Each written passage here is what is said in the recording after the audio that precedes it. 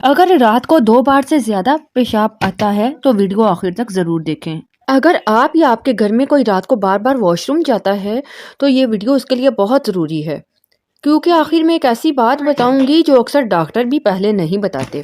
آج کل بہت سے لوگ شکایت کرتے ہیں کہ رات کو نیند پوری نہیں ہوتی کیونکہ بار بار یورین کے لیے اٹھنا پڑتا ہے۔ اکثر لوگ اسے نارمل سمجھ کر نظر انداز کر دیتے ہیں، لیکن حقیقت میں یہ جسم کی ایک وارننگ ہو سکتی ہے۔ آپ کو یورین بار بار آنے کی کچھ وجوہات ہوتی ہیں، جس میں یہ ہے کہ جب مثانہ کمزور ہو جائے نا تو تھوڑا سا یورین بھی پریشر بناتا ہے۔ اس کے علاوہ جو شوگر کی جو شروعاتی علامات ہوتی ہے نا، خاص طور پر پیاس جب لگتی ہے آپ کو یا منہ خشک ہو جاتا ہے تو یا آپ کو یورین آتا ہے تو شوگر کی علامت میں سمجھا جاتا ہے اس کو، ٹھیک ہے۔ اس کے علاوہ نمک یا مسالے آپ بہت زیادہ استعمال کرتے ہو، زیادہ جو نمک ہے نا وہ پانی کو روکتا ہے اور رات کو جو یورین ہے اس کو بڑھا دیتا ہے، یا چائے کافی یا سافٹ ڈرنکس وغیرہ کا بہت زیادہ استعمال کرنا، یہ سب نا ڈائیوریٹکس ہوتے ہیں، پیشاب کی مقدار کو بڑھاتے ہیں۔ تو اب بات یہ ہے کہ یہ مسئلہ خطرناک کب ہوتا ہے؟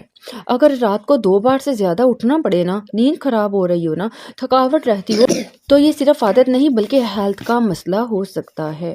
تو آپ کے ساتھ میں بہت زبردست ہوم ریمیڈی یہ شیئر کروں گی کہ آپ نے سونے سے 1 گھنٹہ پہلے نمک اور نمکین چیزیں بند کر دینی ہیں۔